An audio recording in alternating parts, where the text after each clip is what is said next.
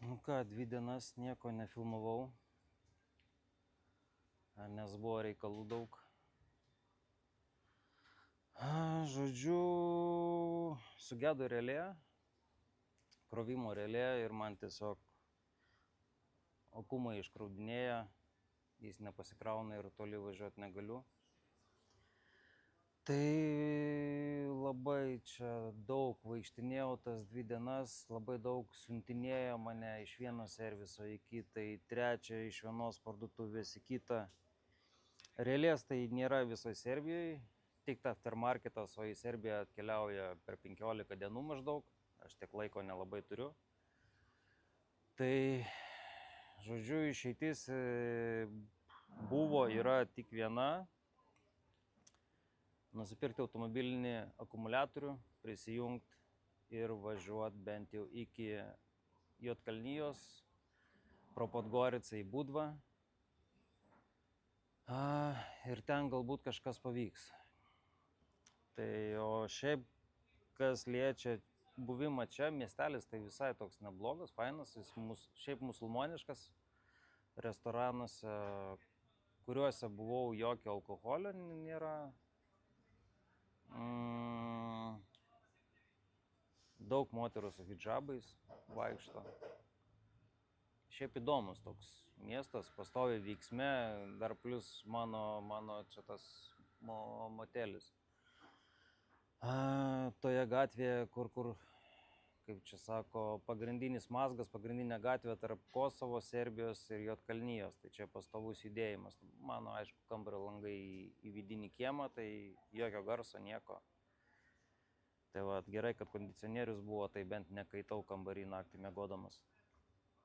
Tai va, o kas liečia čia visą techninę pusę, tai sakau, vieną dieną reikėjo, tiksliau, ne vieną dieną, o akumuliatorių vienam miesto gale tik tai radau, laidus kitam miesto gale, ten pas vieną vienas yra, pas kitą kitas yra, pas trečią nėra, siunčia pas ketvirtą, ketvirtas siunčia pas penktą, šeštą, nors atrodo autoservisas čia kas 15 metrų, bet niekas nieko, niekas neturi, niekas nežino ir, žodžiu.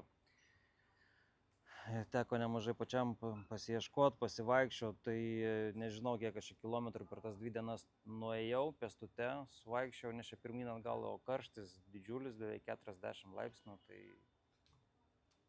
karšta, bet nu ką, reikia ir eini ir darai. Tai va, tai dabar yra padarytas transformeris ir ką, pakuosiuos dabar viską, pajunginėsiu ir bandysiu važiuoti. Va, to atrodo viskas maždaug taip.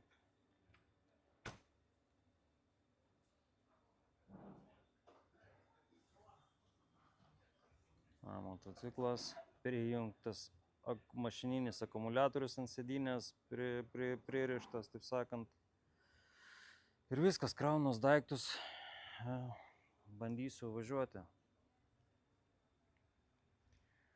Šiandien, kiek čia gaunasi, 250 gal kilometrų, reikia nuvažiuoti, bet važiuos kokias 5 valandas, vėl kalnais. Serbijos sieną reikia pravažiuoti į Juodkalniją, ir tada pro Podgoricą į Budvą. Svarbiausia, kad mažiau būtų miestų, kur mažiau reikėtų stoviniuoti. Tai dar, jei važiuoju užmiestyje, tai dar galiu važiuoti. Aišku, su mašininiu akumuliatorium bus lengviau važiuoti, daugiau turėsiu elektros. Tai tiek kol kas, nežinau, filmuosiu turbūt iki Budvos kelionę ribotai, nes krovimu motociklą nesinaudosiu, bandysiu taupyti kiek įmanoma labiau energiją akumuliatoriaus. Gal protarpiais kažką filmuosiu, kažką galbūt.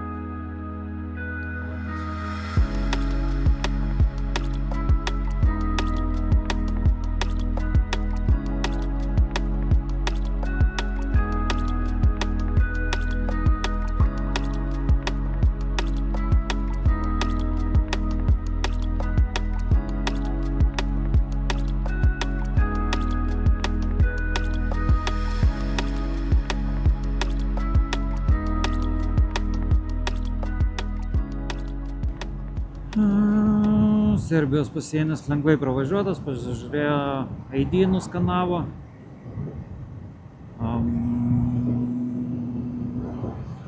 Motociklo dokumentus pasižiūrėjo. Ir viskas, ir praleido. Išvažiuojant vairuotojo pažymėjimo rodyti nereikėjo. Tą reikėjo padaryti važiuojant. Tai viskas, aš esu Juodkalnijoj. Važiuoju į Budvą. Kažkoks galbūt kurortinis miestelis prie Adrijos jūros. Dar reikės per Podgoricą pravažiuoti, tikiuosi į miestą nereikės įlysti, apvažiuoti tik tai. Čia vėl mano kasekas. Nepasigilinau į navigaciją žemėlapį. Bet žodžiu, jau esu Juodkalnijoj.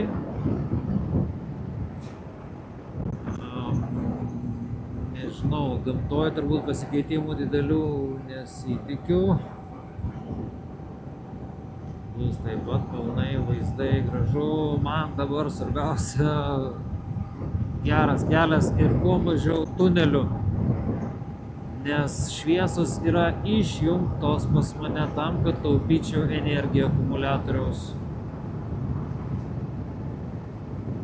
Tai jo, jeigu ilgesnis bus tunelis, tai bus tamsu, aš nieko nematysiu, nes čia Serbijoje jie neapšviesti. Kas buvo, pavyzdžiui, Norvegijoje, tai visi tuneliai apšviesti buvo su apšvietimu. Čia to nėra. Tai va, stojam, kai čia dar, atmuliugas.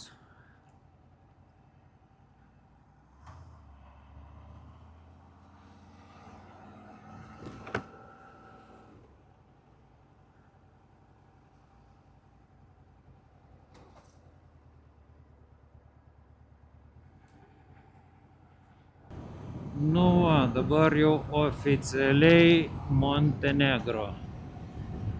Juodkalnija. Vis pamirštu, kad valstybėse su sienom yra pasienio ruožas. Tai išvažiuoji iš vienos valstybės į kitą per neutralią zoną ir tada iš neutralios į sekančią valstybę. Nu tai vat. Viskas Montenegro, važiuojam.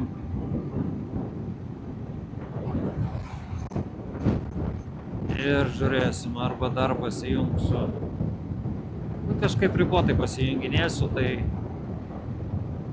žodžiu, pats savo nieko nežadu.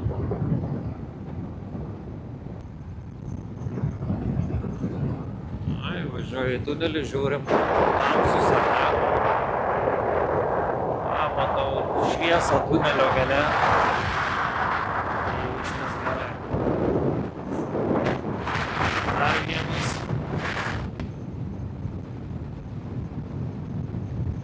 Šiandien kažkoks priešinis vėjas ir vėsus toks, nors 23 laipsniai lauke.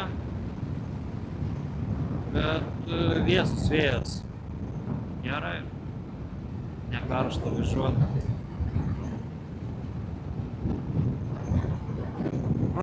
Tai žodžiu, nežinau, turbūt pasikartosiu, kad viską ar nepasikartosiu, bet jo, turėjau geras 2 dienas.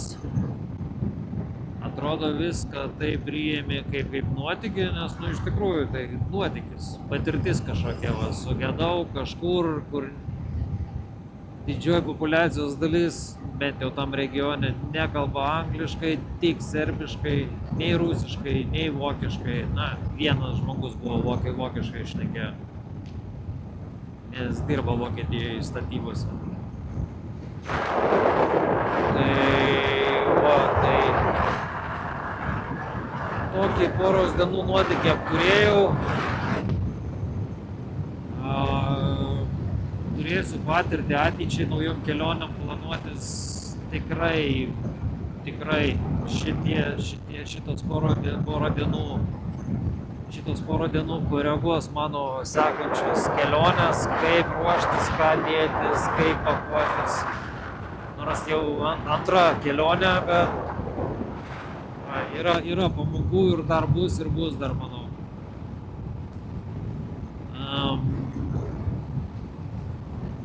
Nuėjau, nežinau kiek žingsnių, daug kilometrų pėstute, vaikščiot pirmyn atgal ir kas svarbiausia, ten nėra prasmės net automobilių nuomotis, nes pastovus kamščiai, miestelis iš principo nėra didelis.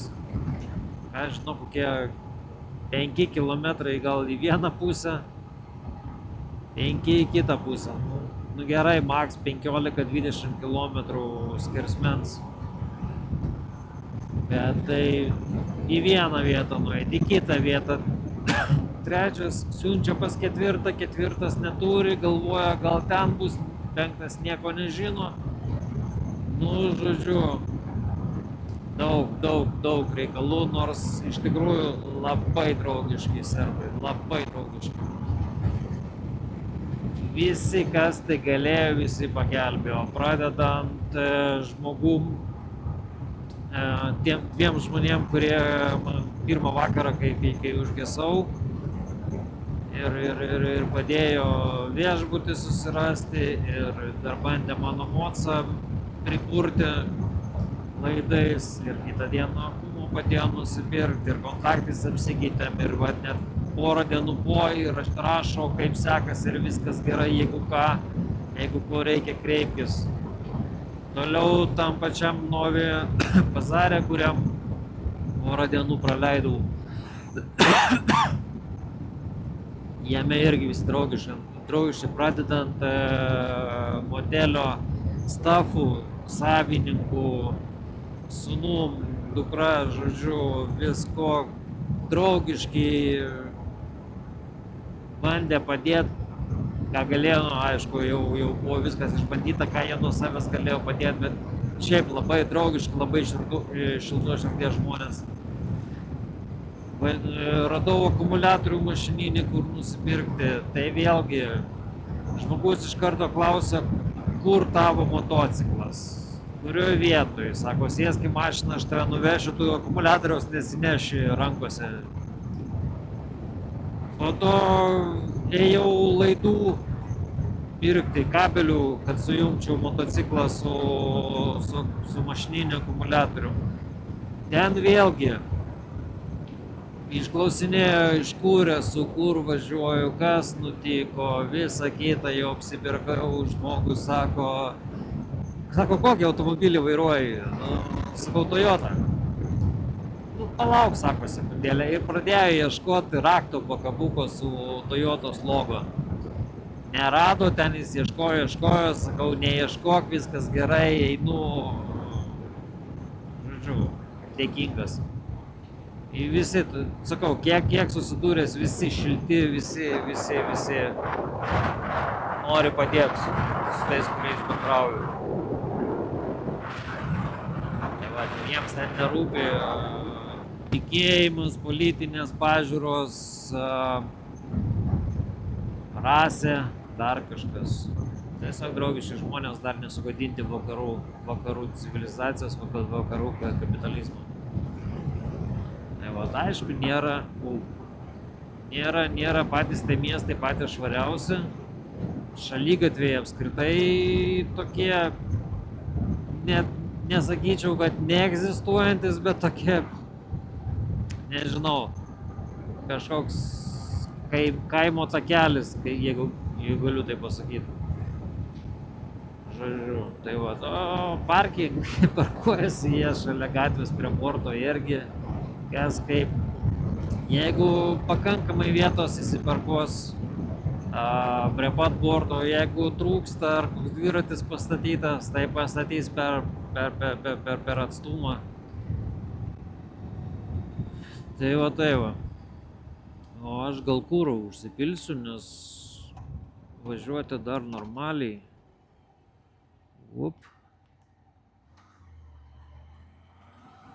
Biškai ne pagal taisyklės, bet važiuoti dar normaliai, reikia užsipilti normaliai ir kuro. Užsipilsiu, po to pagalvosiu, kas čia dar geresnio.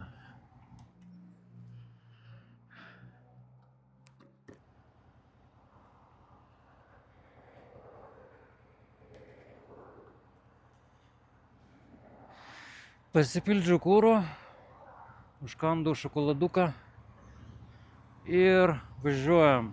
Važiuoti 200 km. Kiek čia rodo važiuoti? 4 valandas. Tai vadinasi, su lėtai važiuosiu kalnais. Gerai, kol kas su akumuliatorium viskas gerai. Ką čia, Juodkalnijoj, dabar degaliniai 95 euras 50. Euriukai, grįžtam prie normalios valiutos, prie įprastinės, ne prie normalios. Gerai, nereikės, žinai, kešintis vietinio pinigo, jeigu prireiktų kartais netyčia.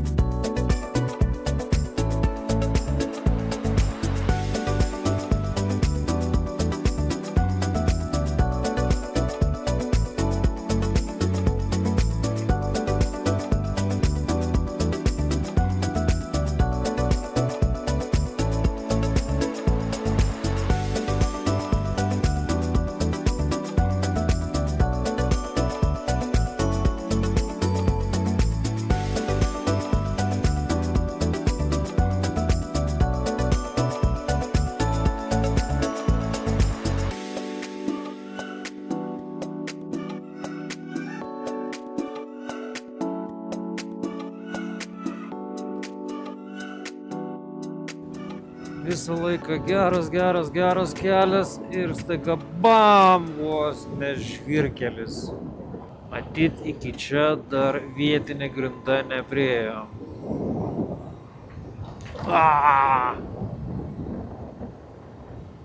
Reikia labai atsargiai važiuoti, nes čia viršuj baisoka. Baigtuso. Nežinau, gal nulipti ir stumtis. Reikia ranką apčiuopti, ar akumuliatorius dar vietoj. Jo. Dar vietoj.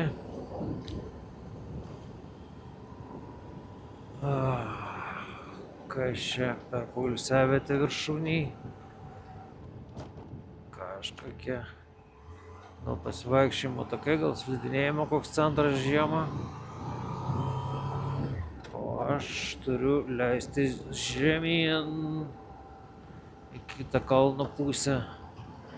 Gal čia geresnis kelias dabar bus. Taip, važiuoju gerai. Motociklas truputėlį užkaito. Užvirė. Dabar gal atsivėsins truputį nuo kalno besileidžiant. Duosiu pailsėti. Na, šita atkarpėlė buvo baisesnė nei Transfagarašano. Gerai, kad jinai neilga buvo, bent jau kol kas. Dabar šitoj pusė, va ir naujas kelias. Svarbiausia, kad manęs niekas nenutrenktų, nes čia labai siauras kelias ir kraštuose bortai labai dideli žemyn. Tai taip vandenį nutekėjimas. Tai jeigu aš jį pataikius, tai bus ate. Reikia labai atsargiai važiuoti, nes čia daug tokių posūkių gerų. Pastebėjau, automobiliai mėgsta viduriu važiuoti, nepaisant to, kad posūkis. O man irgi reikia labai atsargiai važiuoti. Čia kažkaip labai baisiai atrodo kelio kraštai. Nenorėčiau pakliūti kuriuo nors ratu į jį. Ir tikriausiai va iš vienos kalno pusės kelias yra naujas nutiestas, kitoje pusėje dar tiesiog nespėjo. Jo, ilgas nusileidimas, pakilimas ilgas buvo, nusileidimas irgi ilgas bus. Vien kalnai, kalnai, kalnai, gražus kalnai, super. Rojus man. Žmonių nėra, gamta, grynas oras, medžiai, nežinau, saulė, oras puikus. Ar kokia nors upė ar ežeras šalia ir visai būtų fantastika. Ir nieko nereikia šitam pasauliu daugiau. Kaip laukinis medžioji meškas miške arba meškos tave. Viskas, ko daugiau reikia, gyveni palapinys.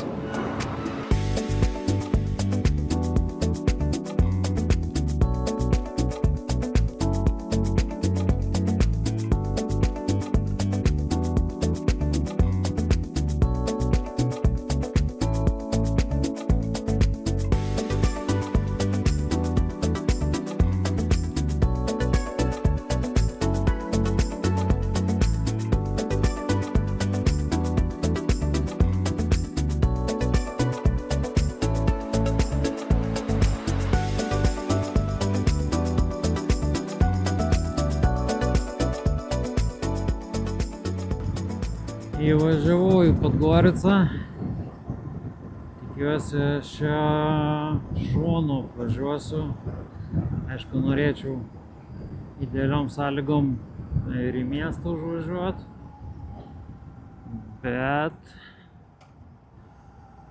Bet dabar nėra galimybės. Truputėlį kitoks prioritetas.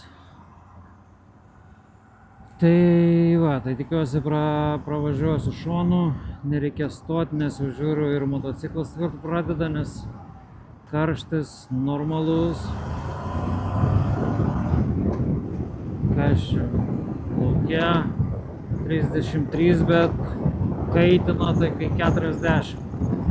Taip kaip buvau per Serbiją, kai važiavau, buvo 40, tai dabar panašiai jaučiuosi.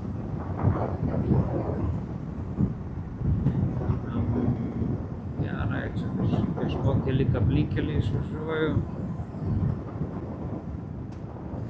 Tikiuosi viskas gerai bus, stipriai neužvirs motociklas. Ir su baterija viskas bus gerai.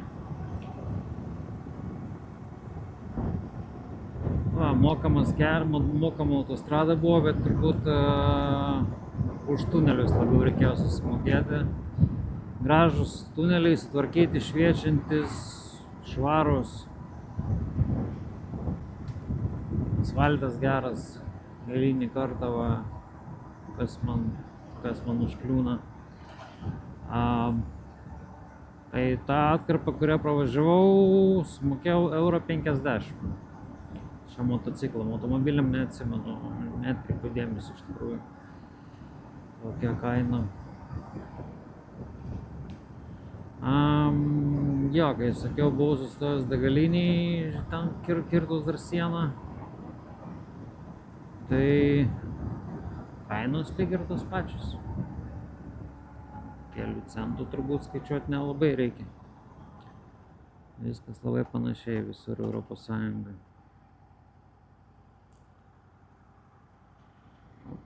Dabar kažkokį tiltuką važiuosiu. Pažiūrėsim, taip, kad čia mano krovimas rodo, kol kas neblogai. Tik man pačiam baisiai karšta, motociklui irgi karšta. Bet aš su maikutė negaliu važiuoti, nes iš karto sudegsiu, iškepsiu ir bus blogai, žodžiu.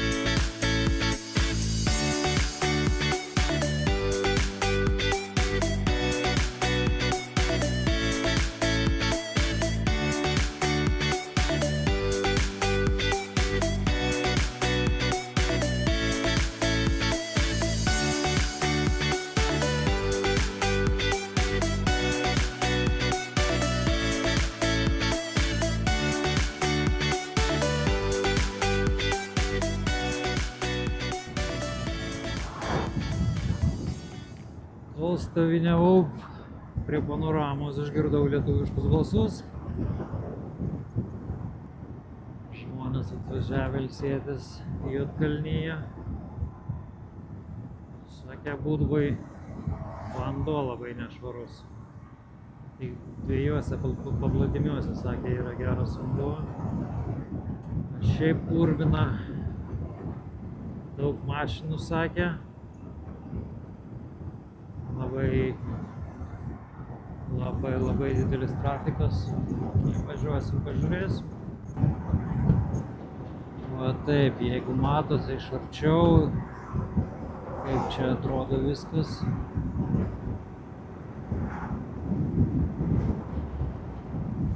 Jo, matau automobilių normaliai.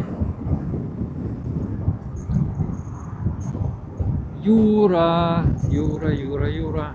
į kuriuos aš norėjau atvažiuoti. Palei kurią važiuoti per Kroatiją.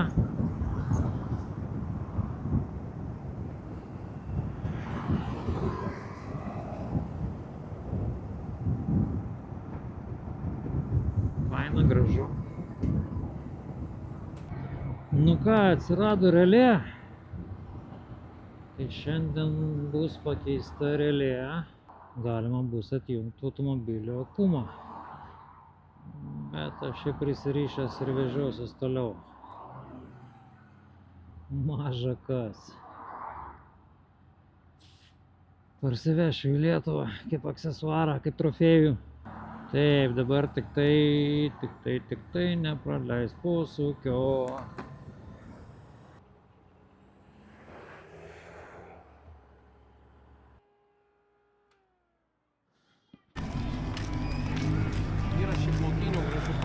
Viskas, sustojau, įsikūriau ir va, velniai priešais mane 3 eina. Einam paplūdimy pagulėt, pasėdėt, nežinau, kažką paveikti, šokt, gal į vandenį. Po to matysim. Vakare reikės, kai nebus karšta, bus pavėsis, rėlę pasikeisti. Nes rytoj toliau į Kroatiją.